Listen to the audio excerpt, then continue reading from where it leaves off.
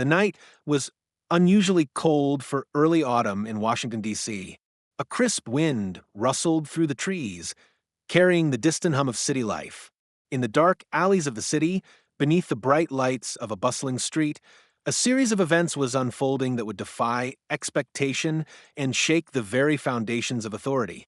What began as a routine stop would soon evolve into a spectacle that no one in the area would ever forget. Detective John Avery had been working the night shift for over 10 years. He knew how things worked in the city. He was used to the usual routine, chasing down small-time criminals responding to car chases and breaking up bar fights. But tonight was different. Tonight, his instincts were telling him that something wasn't quite right. As he cruised down 12th Street, Avery's eyes caught a glimpse of a figure standing alone in front of a well-lit cafe. The man, dressed in a sharp black suit with a leather jacket, had a confident air about him. He looked out of place, like a stranger amidst the chaos of the urban landscape. Avery's eyes narrowed as he tapped the brakes. There was something about him that didn't sit right. His gut told him to take a closer look. He pulled over and reached for the radio. "Control, I need a 10 to 24 on a male, dark suit, possible federal agent. Subject, standing in front of 12th and M Street. Over." There was a brief static on the radio, then a calm voice responded. "Roger that, detective. Stand by." Avery's fingers tightened on the steering wheel as he watched the man. He didn't seem to be in any hurry.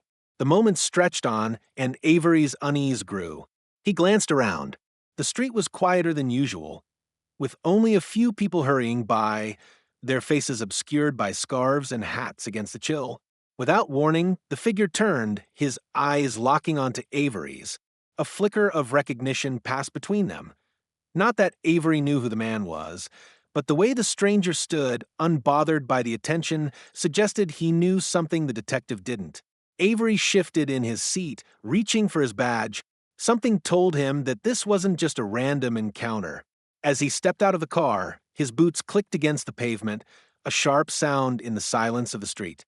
The man took a step back, his posture straightening.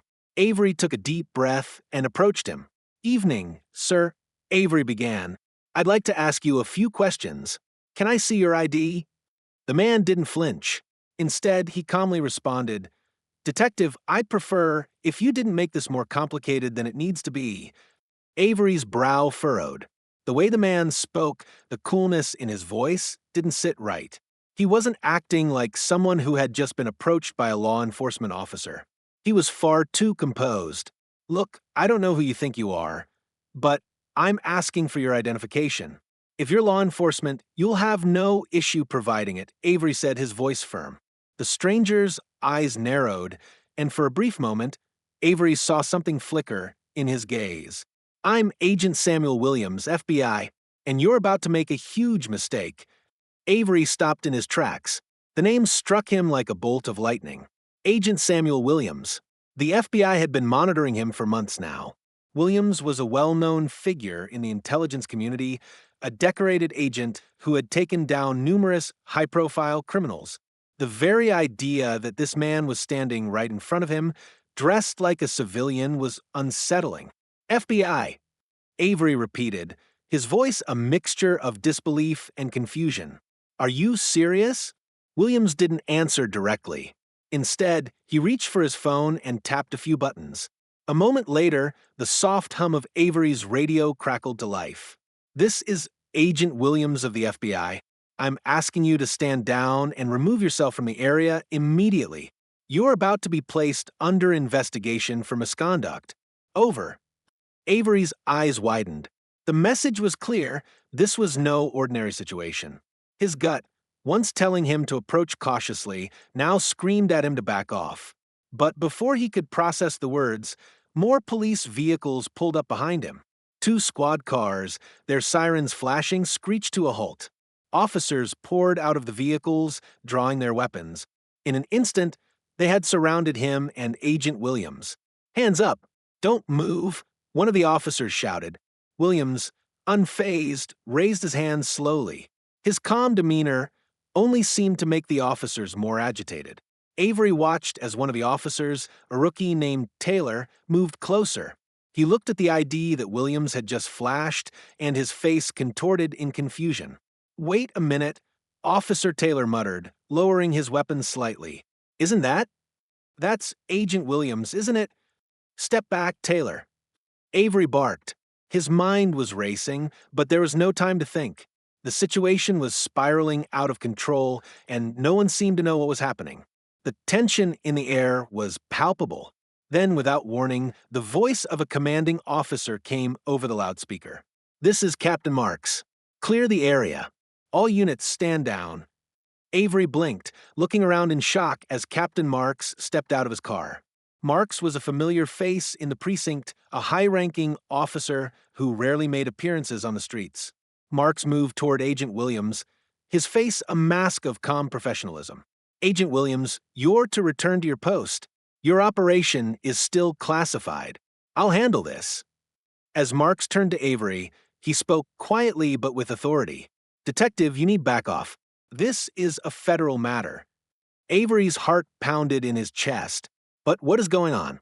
This doesn't make sense." Marks didn't answer immediately.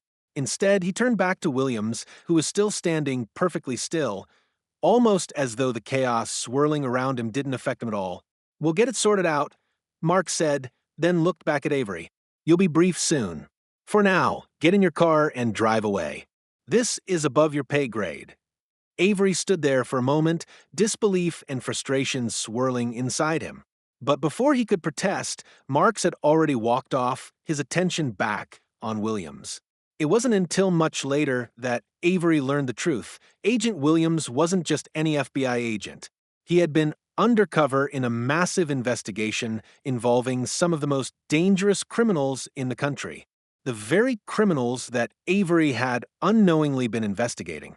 The operation Williams had been part of was delicate, and his presence in the city was critical. The entire situation had been an elaborate ruse to test the limits of local law enforcement's awareness, and Avery had unknowingly stumbled into the middle of it. As for Williams, he would remain a mystery. But for Detective Avery, one thing was clear: this was a night he would never forget. For more thrilling stories that will keep you on the edge of your seat, stay tuned to our channel for the latest updates. Channel, expect stories.